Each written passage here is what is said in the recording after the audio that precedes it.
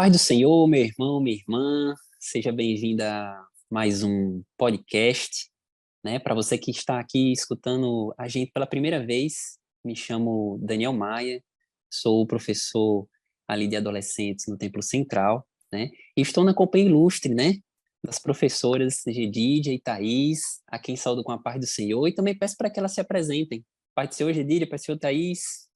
Ai, Senhor, prazer inenarrável estar com vocês aí no YouTube, né, compartilhando da palavra de Deus. Vamos aprender sobre mais uma das plantas lendárias que a gente tem na Bíblia, né? Tem várias plantas, né? A oliveira, vinhedo, Não falta planta, não. tamareira, não Um falta verdadeiro planta, jardim. não. É um jardim. Então, bora. Verdade. Pai do Senhor, meu nome é Thaís, né? Também sou professora dos adolescentes ali no Tempo Central e estamos mais uma vez aqui reunidos, né, para estudar um assunto tão importante, seguindo aí na sequência das parábolas, né? Aprender sobre mais uma parábola que Jesus... Glória a Deus. E a parábola de hoje, meu querido, minha querida, é, na verdade, o título, né, da nossa lição, que é a lição número 9, se chama Uma Parábola sobre Israel. A leitura bíblica se encontra em Lucas, capítulo 13, do 6 ao 9, e é uma passagem realmente muito instigante da parte do nosso Senhor, dessas que nós estamos estudando, né, que são as parábolas ditas por Jesus, né? E antes de nós começarmos aqui, falarmos propriamente da parábola, de entrarmos na lição, eu achei muito interessante, eu gostaria de compartilhar com você que está nos escutando, um alerta que a lição nos deixou, né? Na caixinha Ei Professor, né? E esse alerta eu achei assim bastante relevante para a gente trazer aqui no nosso podcast, porque ele fala exatamente sobre o ativismo religioso, né? E são aquelas pessoas que elas participam de muitos trabalhos, né? E importante dizer que não é errado participar dos trabalhos da igreja, pelo contrário, né? É extremamente proveitoso e é aquilo que Jesus falou, quem mais dá, recebe. Mas a gente não pode perder de vista que é importante que o cristão ele tenha aquele momento com o Senhor, né? Aquele momento de oração, aquele momento de leitura da palavra, né? Então, é muito importante, professor, professora, né, que estão nos escutando, que você seja um agente participativo na obra do Senhor. Mas não esqueça daquilo que é mais importante, que é o seu momento com o Senhor, a sua comunhão ali no particular, né, o seu momento de oração, seu momento de leitura, seu momento ali de intimidade, né? Só você e Deus, como Jesus falou, né? Tranca a sua porta ali, vai orar, né? E eu estava lembrando aqui, professores, que Apocalipse capítulo 2 fala sobre, Jesus aqui está falando sobre a igreja de Éfeso, e uma das características da igreja de Éfeso era exatamente uma igreja que trabalhava muito, né? Só ler aqui um trechinho do versículo 3 que diz assim, a partir do 2, eu sei as tuas obras, o teu trabalho e tua paciência, que não pode sofrer os maus, e puseste a prova os que dizem ser apóstolos e não o são, e tu os achaste mentirosos. E o versículo 3 fala assim, e sofreste e tens paciência, e trabalhaste pelo meu nome e não te cansaste. Quer dizer, a igreja de Éfeso é uma igreja bastante ativa, mas Jesus vem aqui no capítulo 4, tenho, porém, contra ti que deixaste o teu primeiro amor. Então, é possível uma pessoa ser extremamente ativista dentro da igreja e não esquecer do primeiro amor, não é verdade?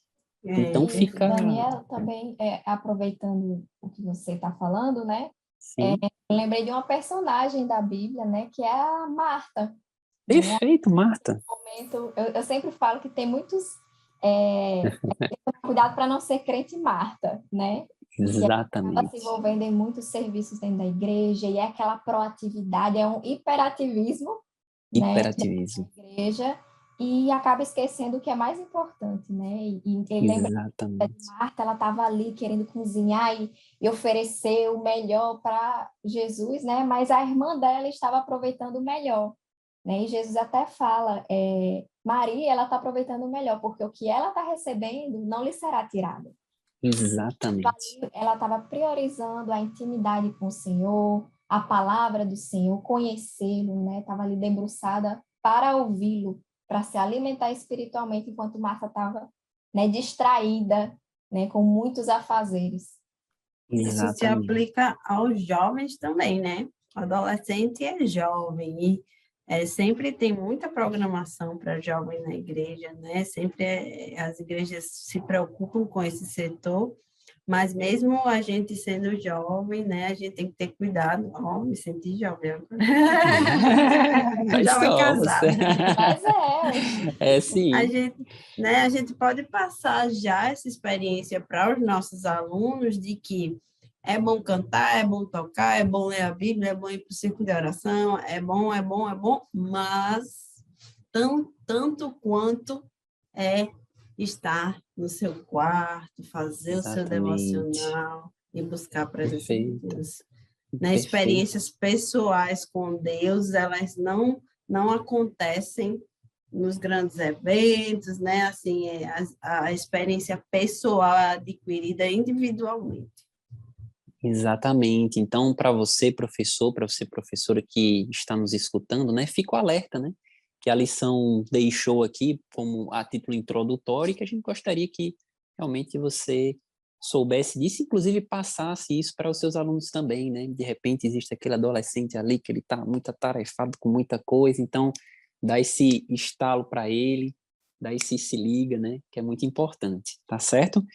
E, queridos, nossa lição, né, como nós já adiantamos, tem como título uma parábola sobre Israel. E o primeiro tópico da nossa lição fala sobre, tem como título, uma advertência sobre o arrependimento, né?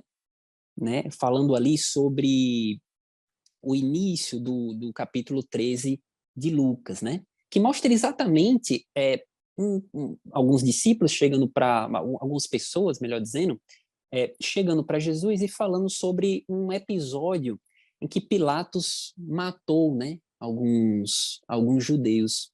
Eu estive lendo um comentário bíblico e ele falou que esse acontecimento, essa matança de judeus feitas por Pilatos, poderia ter sido causada por um episódio histórico em que Pilatos tentou usar parte do tesouro do templo para fazer um aqueduto, né? E os judeus se revoltaram e Pilatos respondeu com repressão, né, contra aquele povo, enfim, derramou muito sangue, e chegaram para Jesus e falaram exatamente sobre isso, né, sobre esse episódio, perguntando para ele quem é que teria, né, implicitamente ali, quem é que teria pecado.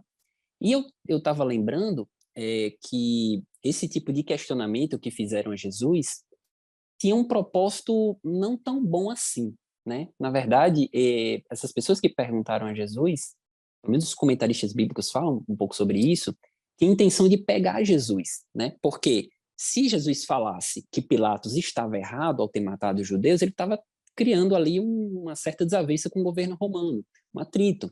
Agora, se Jesus falasse que Pilatos estava correto, que a pressão realmente tinha oportunidade naquele momento, ele estaria criando inimizade com o povo, né? Então, assim como aquela passagem lá do imposto, queriam pegar Jesus na palavra, né? E o nosso Senhor, como sempre, ninguém consegue pegar Deus, né? Muito sábio, aproveita uma pergunta política e dá uma resposta espiritual, né? Então, esse é o nosso Deus. E esse tópico de número 1, ele fala exatamente sobre isso, sobre E a ele dá uma questão do... advertência, né, Daniel? Isso.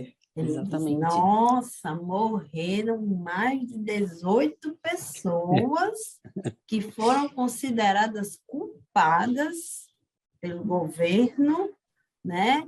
E aí Jesus disse, eles fizeram alguma coisa aí, né, que não foi considerada correta, então cada um cuide para que vocês também não sejam encontrados aí em coisas culposas, né? Se é assim que eu Exatamente. posso dizer.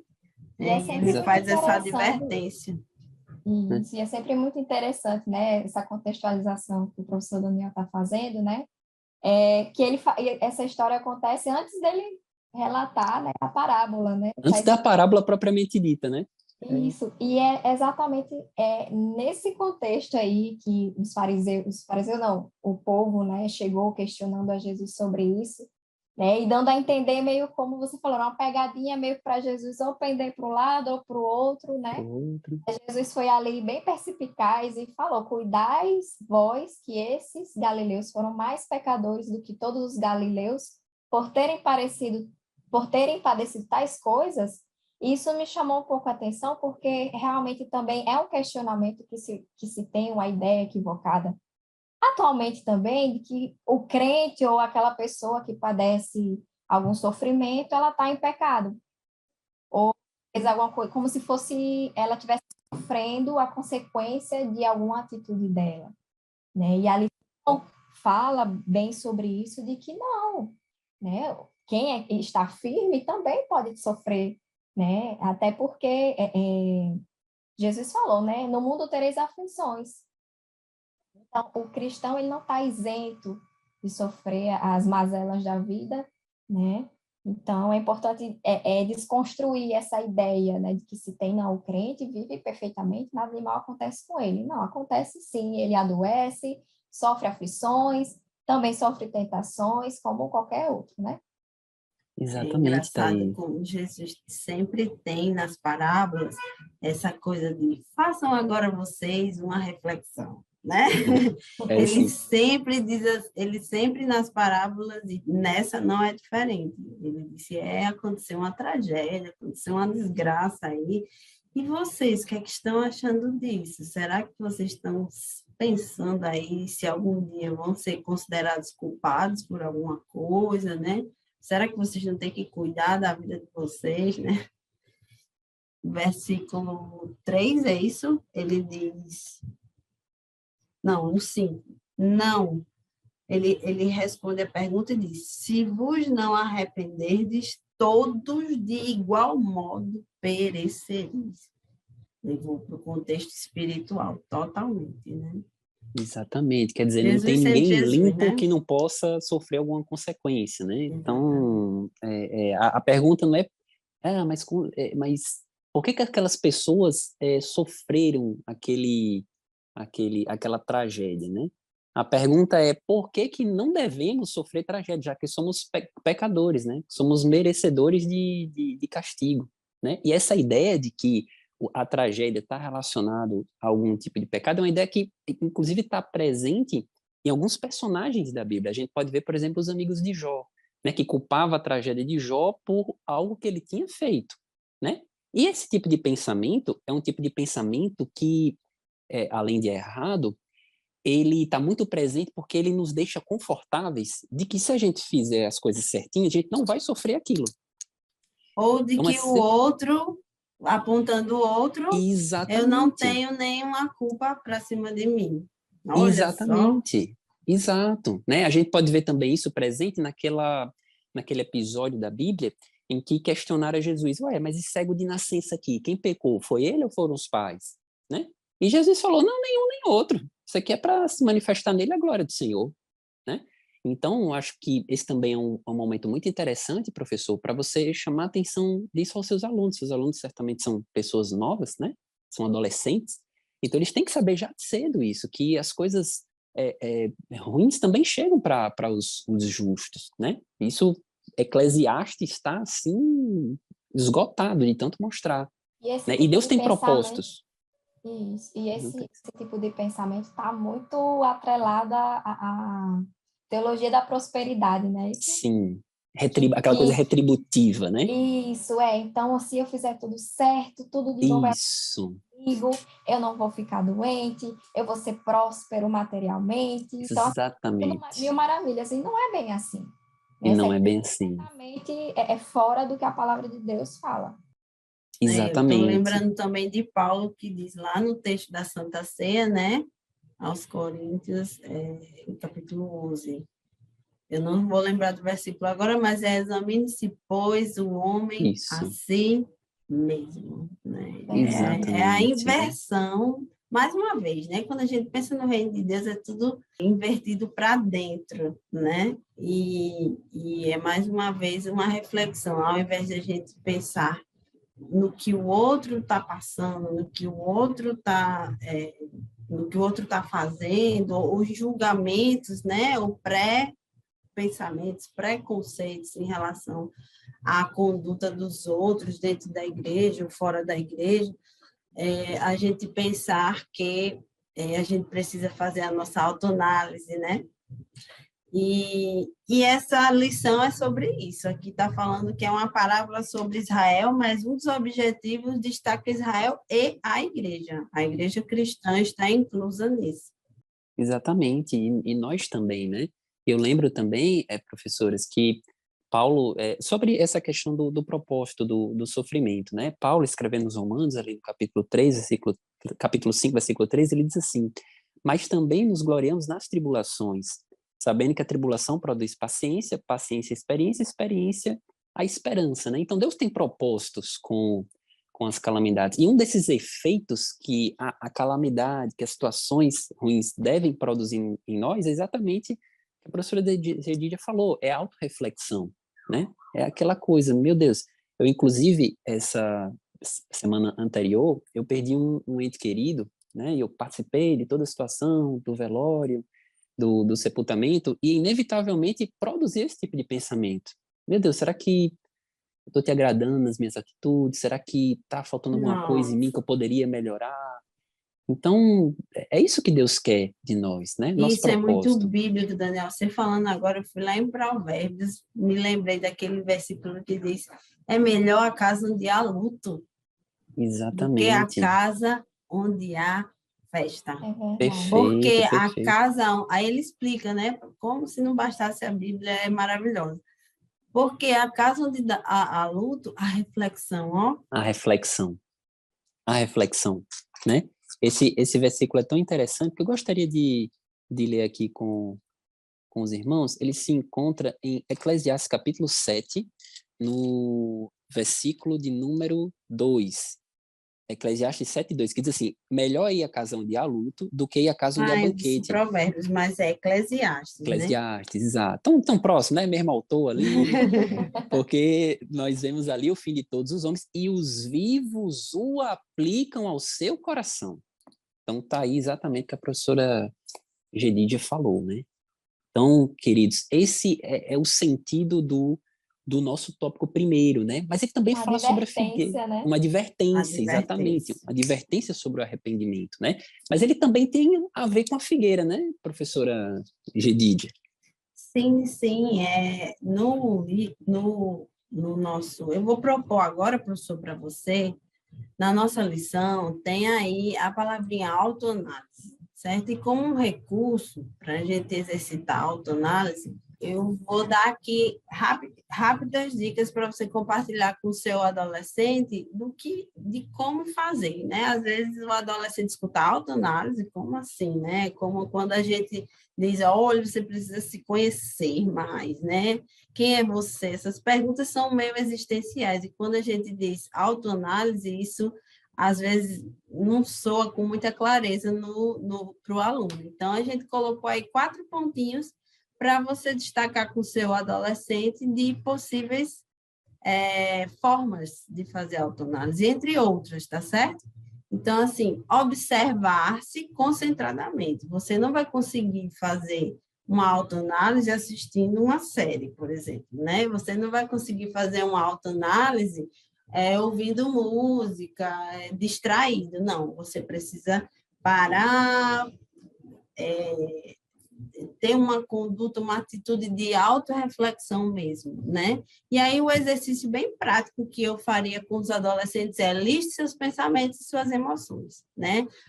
Eu estou me sentindo assim porque eu passei por isso, eu perdi alguém, eu não perdi, eu estou me sentindo triste. Isso é um exercício muito bom, porque ele deixa em evidência como está o nosso pensamento, né? Então, é uma boa forma de fazer autoanálise.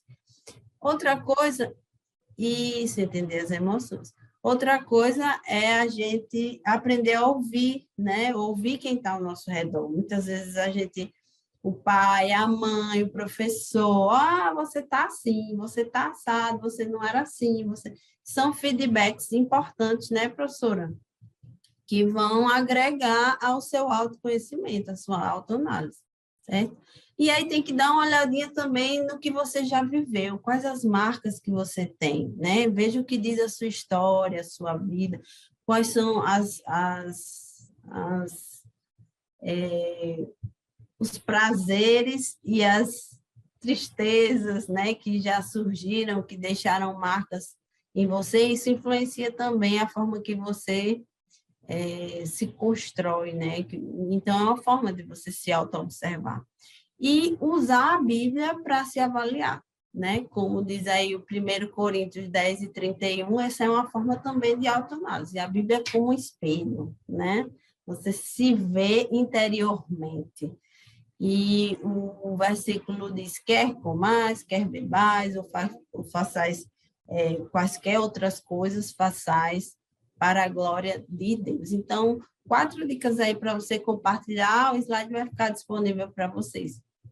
E aí, como a nossa lição fala de uma figueira, a gente compartilha também a imagem da figueira, que inclusive tem na lição, mas só para você ter ideia do que é a aparência de uma figueira, né? Acho Olha a legal magnitude, né? compartilhar com os adolescentes até que ponto pode chegar a aparência de uma figueira. E Eu aí, até perguntar para os alunos, vocês imaginavam que a figueira era assim, tão grande?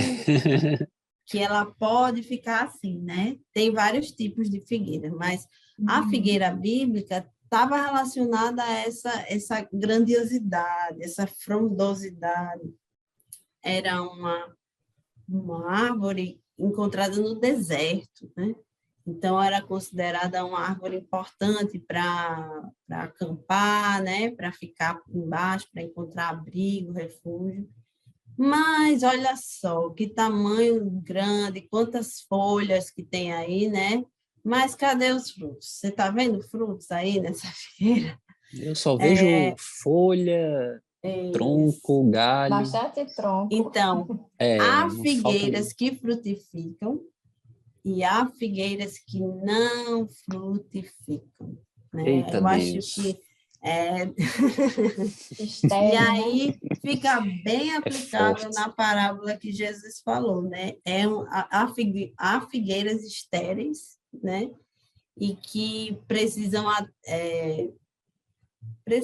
de um trabalho a mais para produzir, certo? Os frutos, pode passar o próximo, os frutos eles ficam camuflados no meio das folhas, olha só, quando tem esses frutos. E esses frutos, algumas figueiras têm figos bem saborosos, macios, mas outras figueiras têm os frutos como se fosse uma fruta seca, como se fosse... É porque eu não tenho muito repertório de fruta seca, vocês têm aí? Mas quando a gente abre, eu vi algumas imagens, é como se fosse mais as sementes do que uma polpa. A polpa, ela é seca, né? Não é como uma manga, por exemplo. Tem E algumas aí, tâmaras que são bem secas assim dentro, né? isso, pronto. São Os bem... frutos, geralmente, do deserto são frutas mais sequinhas, assim, né? Elas não Sim, são... sim. E é isso. Então, assim, é bem aplicável também para a gente falar, por exemplo, que a gente tem que ter cuidado com a aparência, né? Porque nem sempre a aparência frutifica, a aparência é produtiva. Às vezes a gente está na igreja, como a gente comentou no início, num ativismo, porque o significado da palavra ativismo já passa por uma atividade exacerbada, né? Exagerada. Exagerada. Então, assim, a gente está no ativismo e canta e desce, aí lê a Bíblia e sobe, aí ora, aí faz uma peça e depois volta e vai para a sala das crianças dar aula. Mas como estão os seus frutos pessoais, né? A sua conduta, a sua comunhão com Deus, porque atividade não significa comunhão. Exatamente. Pois é. É isso aí, E né? Deus quer que nós o sirvamos, sim, mas não é só isso que ele quer. Ele quer muito mais, ele quer relacionamento, Relacionamento. intimidade. Eu acho que são as duas palavras assim, chave. Relacionamento e intimidade. Porque um relacionamento já, né, requer Isso. mais de intimidade, né? Então, é isso que Deus sim. quer para nós. E assim, Isso nos leva a servir também. e para se arrepender, né? A gente só se arrepende quando a gente percebe que está errado. E para a gente perceber que está errado, a gente tem que ouvir, a gente tem que aceitar a palavra de Deus, aceitar Jesus, aceitar o professor, o pai, a mãe. A gente precisa ter um coração que possa receber para poder se arrepender. Isso. E como você falou também, é olhar assim no espelho, que é a palavra de Deus, ele revela muitas dos nossos defeitos, né? Daquilo que precisa ser transformado. Talvez seja por isso que muita gente não gosta de ler a Bíblia, né? Porque não gosta de ver os próprios defeitos. Dói. Acontece. Dói, né? Mas é necessário, né? Sem uma autoanálise realmente, sem a leitura da Bíblia, a gente não consegue produzir frutos, né? Então, queridos, esse é o ponto de número 1. Você viu que tem bastante coisa para você, professor, professora, trabalhar com o seu aluno, né? Principalmente, se nós pudéssemos deixar assim uma palavra que resume muito bem esse tópico 1, seria a questão da autoanálise, né? Faça com que o seu aluno tenha esse exercício cotidiano, que ele não precise de alguém mandando ele fazer uma autoanálise, que ele, por si só, já fala, meu Deus, como é que eu estou perante ti, né? E já caminhamos para o tópico 2, que nós temos como título uma demonstração de paciência, né? Aqui entra propriamente na parábola, né? Quando ele vai falar sobre um certo homem que plantou a vinha e foi procurar fruto e não foi achado. E no versículo 7 diz assim, e disse ao vinhateiro, eis que há 3 anos venho procurar fruto nessa figueira e não acho, corta, né? Então, não está dando fruto, vai cortar. E respondendo, disse-lhe, o versículo 8 já, Senhor, deixa este ano até que eu a escave e a esterque.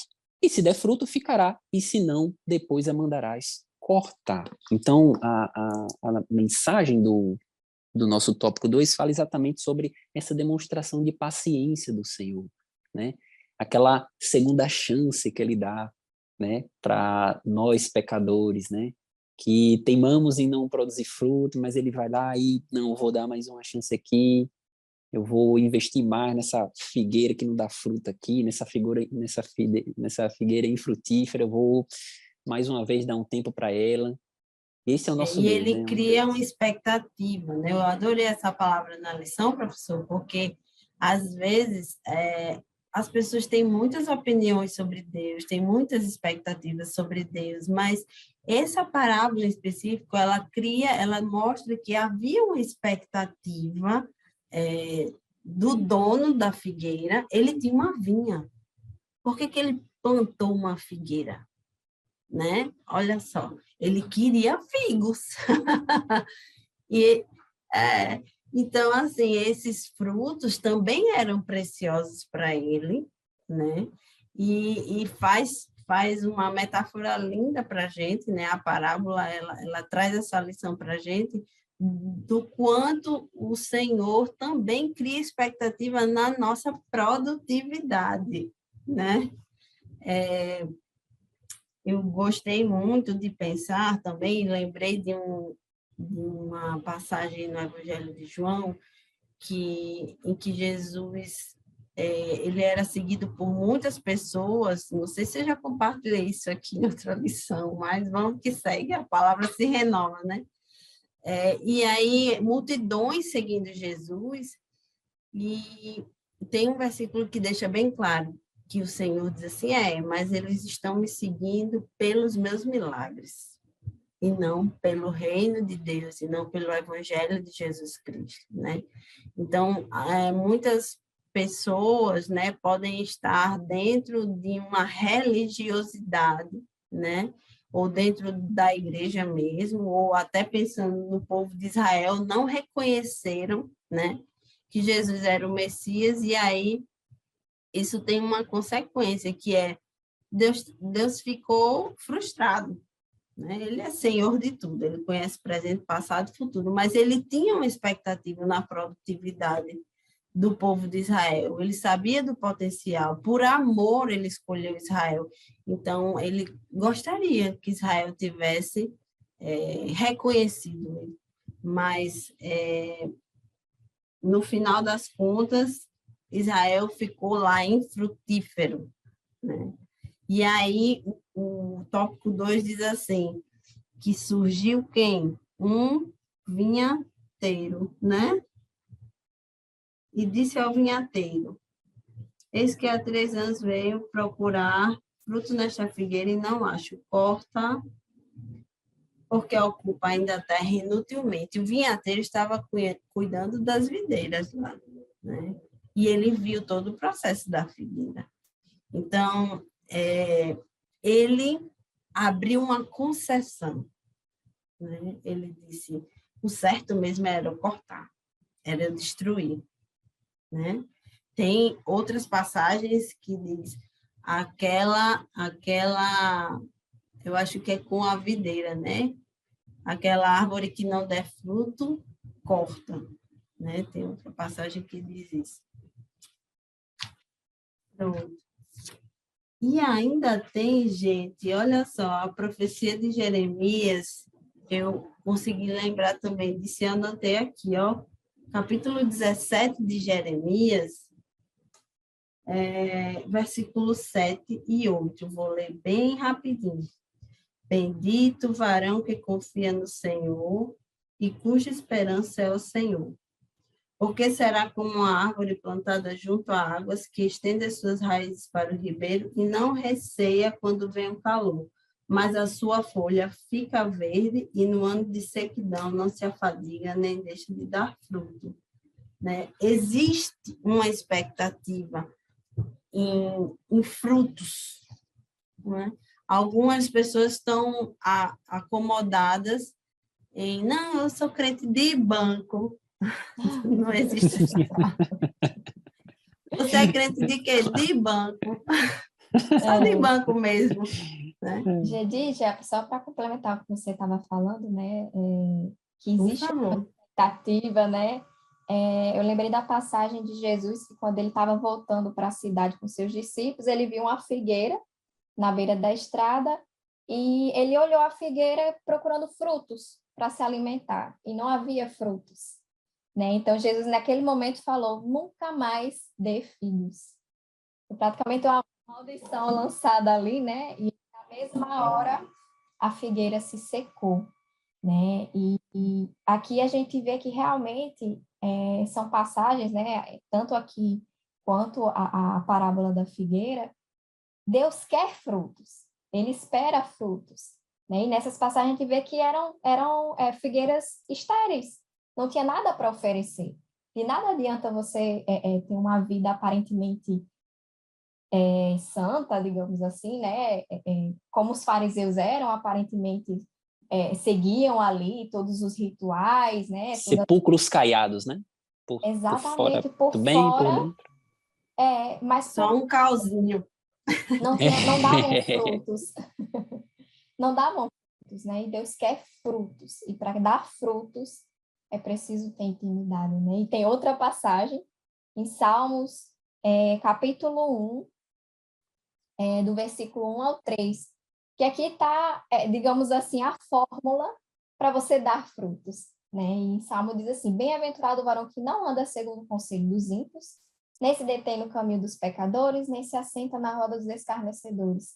Antes tem o seu prazer na lei do Senhor, e na sua lei medita de dia e de noite, pois será como uma árvore plantada junto a ribeiros de águas, a qual dá o seu fruto na estação própria, e cujas não caem, e tudo quanto fizer prosperará.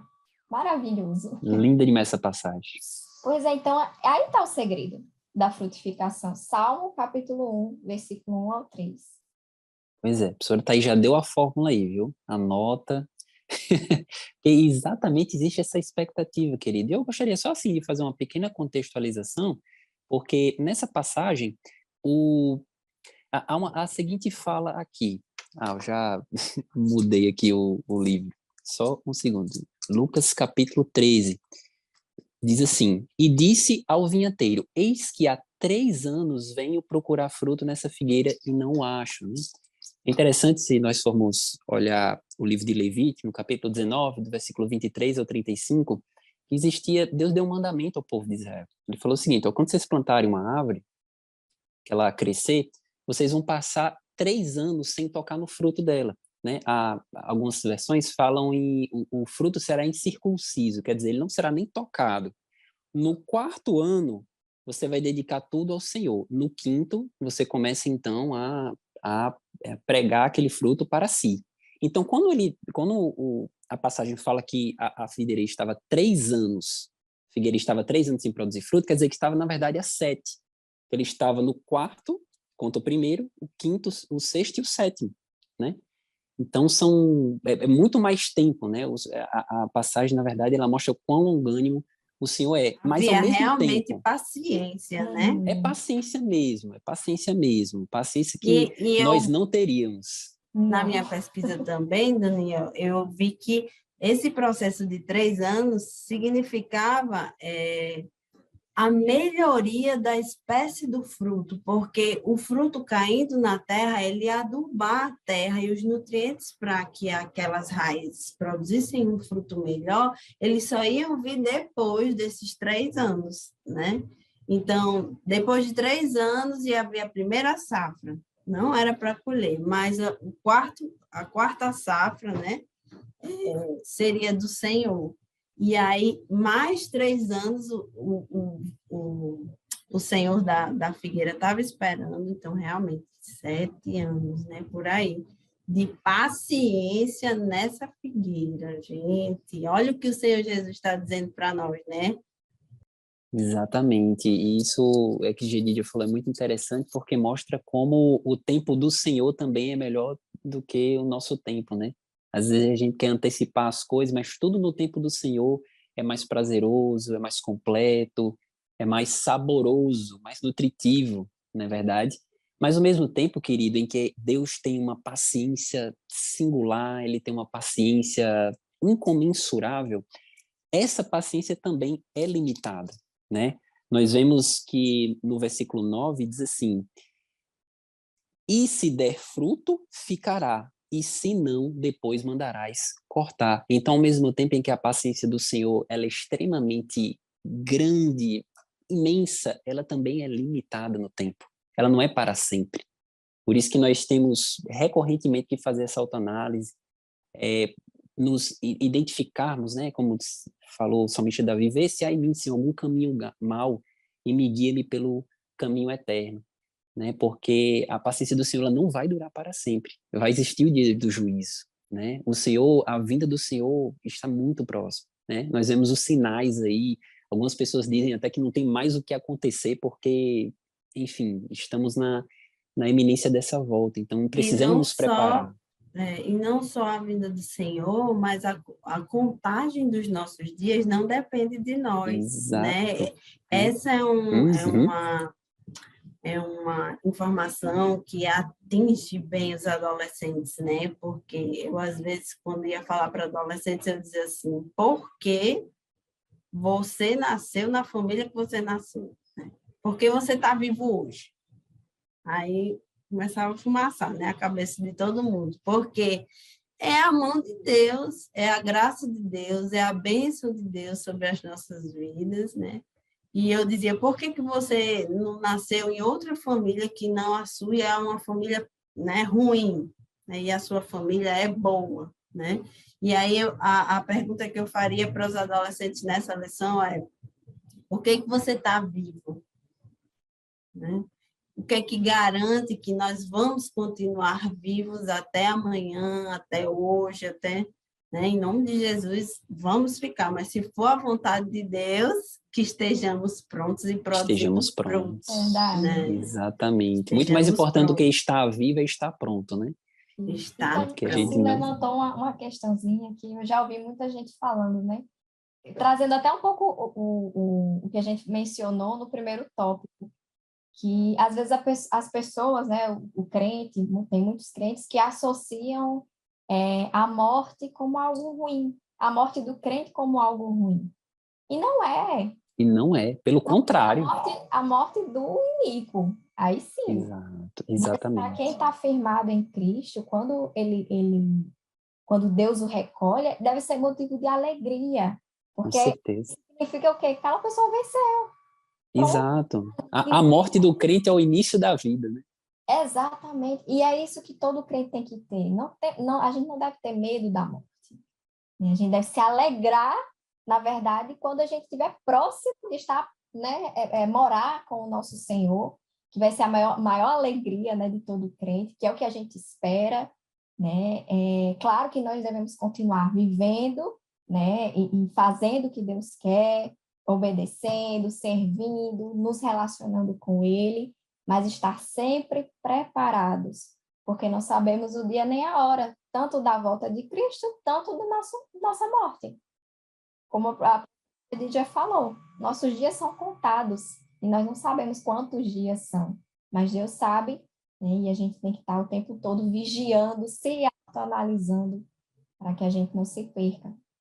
O versículo que está acho que é em João, diz preciosa, né? Preciosa é a morte dos santos do Senhor, né? Preciosa, preciosidade fala de Valioso, né? valiosidade, de valor, né? Não é uma coisa fácil, convenhamos, né? Para quem fica, né? É uma Para quem situação. fica é Porque difícil. a convivência encerrada, né? Por um tempo que a gente não sabe, a gente entende o luto das pessoas, né? A perda é um processo difícil, mas é uma perda com ganho, ó. É uma perda que tem um ganho também. Glória a Deus por Glória isso, a Jesus. queridos. Glória a Jesus. E, queridos, partimos agora para o nosso último tópico, que fala muito sobre aquilo que a gente já está comentando aqui ao longo da lição, que é exatamente um convite à frutificação, né? Aliás, não é algo que a gente apenas comentou ao longo dessa lição, em outros tópicos, mas em outras parábolas também, né? Porque essa é uma preocupação muito constante de Jesus, né? As parábolas dele são contadas para que produzam efeito em nós, né? Não é apenas para entreter, não é para passar tempo aqui, não é para produzir efeito em nós, né? E esse efeito é exatamente o quê? A frutificação, né? E o comentarista, ele menciona que nós temos todas as condições necessárias para frutificar. Ele nos deu a palavra, nos deu o Espírito, a presença, o seu poder. Então, ele jamais se contentará apenas com folhas e galhos. Ele já deu tudo, né? Ele já aguou, já botou o adubo, já botou a sementinha. E é natural isso que ele, né, que ele espera, né? E eu gostaria de ler aqui o capítulo 15 do livro de João, no versículo 16, que diz assim: Não me escolhestes vós a mim, mas eu vos escolhi a vós, e vos nomeei para que, para que, para que vades e deis fruto, e vosso fruto permaneça, a fim de que tudo quanto em meu nome pedirdes ao Pai, ele vos conceda, né? Então, ele inclusive dá uma fórmula aqui, Jesus, né? Dá um segredo aqui para você pedir tudo que você quiser e Deus fazer. Produza muito fruto, né?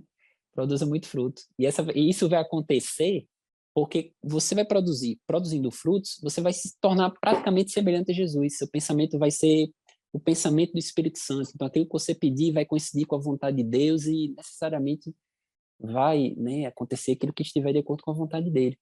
Então, olha quantos benefícios, né, que a frutificação nos traz. E também seremos conhecidos como os discípulos do Senhor, né? Jesus fala sobre isso.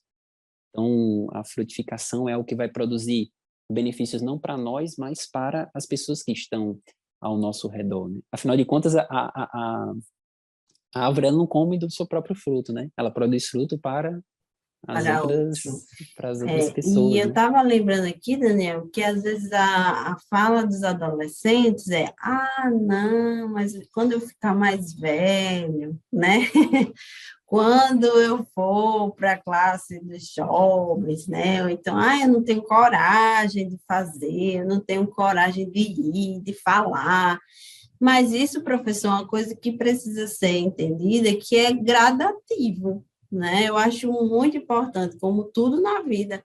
Ele não precisa fazer uma pregação de 1 hora, inicialmente ele precisa dizer Jesus te ama. Então, tarefa de casa para os adolescentes seriam, essa semana, vocês vão ter que dizer Jesus te ama para alguém, né? Dizer, dar uma palavra, ler um versículo, porque a frutificação é isso, é produzir frutos, é você ser desafiado a um processo, né, como eu faço, como eu falo, de formação do fruto, né?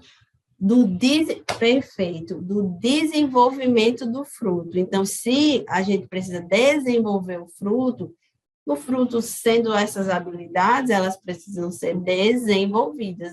Eu acho lindo quem toca violão, mas eu não sei tocar, então vamos procurar um professor de violão, né? Vamos desenvolver nossas habilidades dentro do que é possível, porque o Senhor tem planos, Ele conhece o futuro, Ele sabe que essa árvore que você é, adolescente, professor, pode se tornar uma árvore muito frutífera, alcançar muitas nações, né?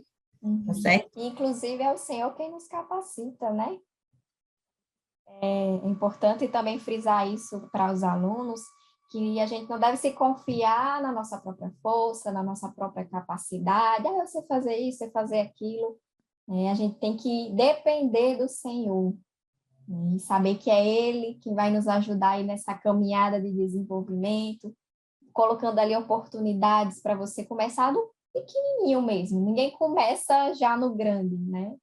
É um passinho de cada vez. O bebê já não nasce andando, né? É aos poucos, né? Levanta, aprende a levantar primeiro, engatinha primeiro, na verdade, depois levanta, dá os primeiros passinhos se apoiando, depois começa a andar. Então, é aos poucos, né? Como a professora Gedi já falou. E tem um devocional aqui que está falando sobre a parábola que a gente está estudando nesse momento, que fala não devemos apenas evitar murchar, né? Porque a gente já falou da árvore muito cheia de folhas, aparentemente muito bonita, né? E ele diz no devocional diz assim, não devemos apenas evitar murchar ou simplesmente parecer saudáveis, mas também produzir algo real em nossas vidas. Devemos nos examinar para ver se estamos produzindo fruto de uma vida transformada, né? Porque também tem que ver a qualidade do fruto. Que fruto é esse? É um fruto de uma vida transformada ou é um fruto ruim, amargo, né, que não dá nutrientes, né? É importante ver isso também. Então, a autoanálise serve para isso também. Que fruto você está dando? Que tipo de fruto você está dando? Exatamente. Verdade. Como... Thaís aprofundou bastante agora, hein? Que tipo Então, de fruto? Nossa. não basta ser qualquer um, né? Tem que ser um fruto de qualidade, realmente. Glória a Deus Seria por a isso, nova né? lição, hein, gente? Exatamente. Como dá para perceber, é uma lição com muita reflexão, né? Então, é uma lição que realmente ela confronta bastante aquele que confrontou a nós, né? Que tivemos que ler para poder estar dando esse podcast. E também é importante que produza esse efeito no seu aluno, professor.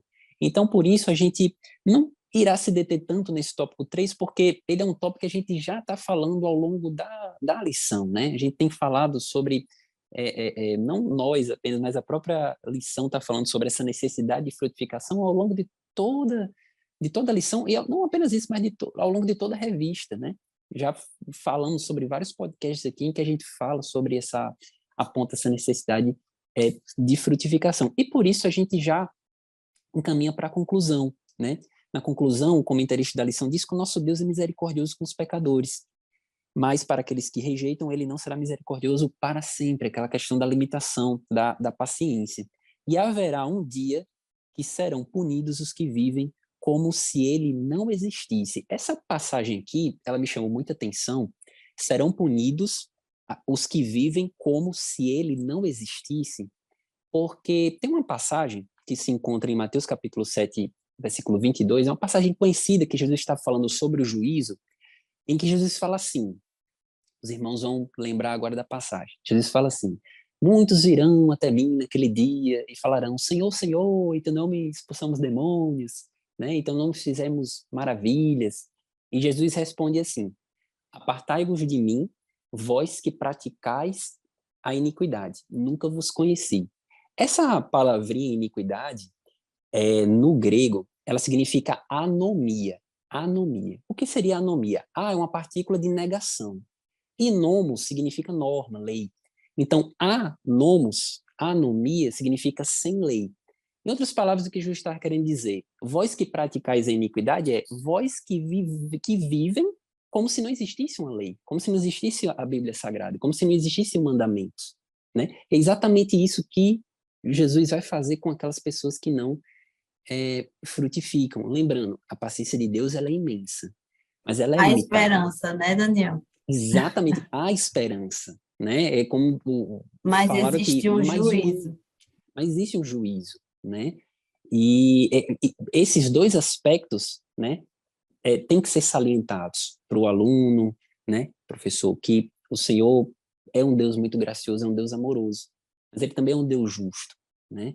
E Ele irá trazer juízo sobre a terra, né? Essa é a mensagem que nós gostaríamos que você tenha compreendido, nós gostaríamos que você tenha absolvido e que você possa passar com essa mesma vivacidade para o seu aluno, né? Para que ele também tenha esse senso de urgência, esse senso de, meu Deus, eu preciso me autoavaliar, eu preciso saber aquilo que eu preciso melhorar, né? A vinda do Senhor é iminente, né? Como Thaís falou, e Gedidia também. Eu também não sei até quando eu vou viver, né? Eu posso partir antes de Jesus voltar, né? É um pensamento que a gente tem que estar, tem que estar presente em nós, né? Então, por isso, também gostaria de também passar a palavra para a professora Gedidia, para a professora Thaís, né? Para que elas façam aí também uma conclusão naquilo que o Senhor colocar no seu coração. Isso. A árvore pode ser cortada, né? Mas como o Daniel está falando, existe a misericórdia e existe o juízo. O seu adolescente precisa ter essa consciência que existe um Deus paciente, misericordioso e existe um Deus justo, né? E ilustrando e também finalizando a questão da misericórdia de Deus, eu lembro de Jó, no capítulo 14, versículo 7 ao 9, que diz, porque há esperança para a árvore cortada, né? Para a árvore que, se for cortada, ainda se renovará e não cessarão os seus renovos. Aos cheiros das águas brotará, né? Porque Jó passou por uma escassez gigante, né? Jó é um exemplo do grande poder e soberania de Deus, né, na Terra. E os adolescentes precisam entender, por mais que em algum momento eles tenham se sentido sem frutos, né, porque em alguns momentos a gente percebe que não frutifica. A autoanálise serve para isso. Mas o tempo de Deus é de Deus. Então, há esperança, a gente precisa apenas se reorganizar para poder frutificar. Amém. Amém, igreja? Já vou falar mais Amém. nada, né, aqui? Só Agora amém. tá aí. Não, mas realmente, como sempre, né, é muito bom aprender aqui. Nós aprendemos mais aqui quando estamos reunidos do que estudando sozinho, né?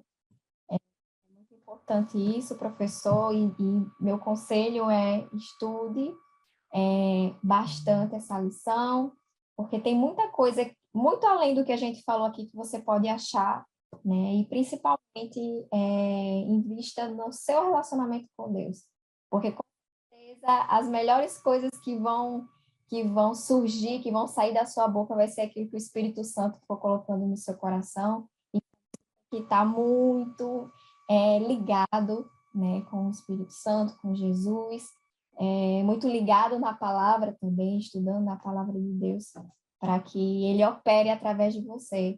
É uma responsabilidade, né? Ser um professor da EBD é uma responsabilidade, porque nós estamos ali como orientadores espirituais, digamos assim. É uma responsabilidade.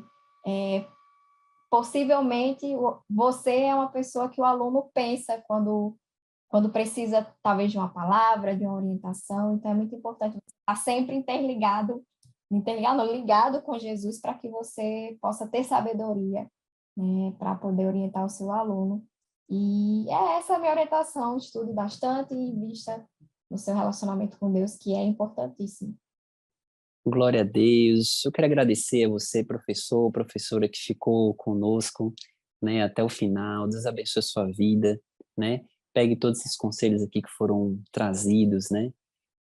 Que você possa ter uma boa aula no domingo, que você possa ter uma aula muito abençoada, e que você faça glorificar o nome do Senhor através da sua vida, né? A professora Gedídia vai disponibilizar, tá certo? Os slides que estarão disponíveis aqui nesse canal, no vídeo, e nós queremos que você seja abençoado, tá bom? Deus abençoe a sua vida, a paz do Senhor, fique com Deus, Pai do Senhor Gedídia, Pai do Senhor Thaís, Pai até a próxima, se Senhor, Deus quiser. Tchau, tchau. até o próximo Próxima. frutificar.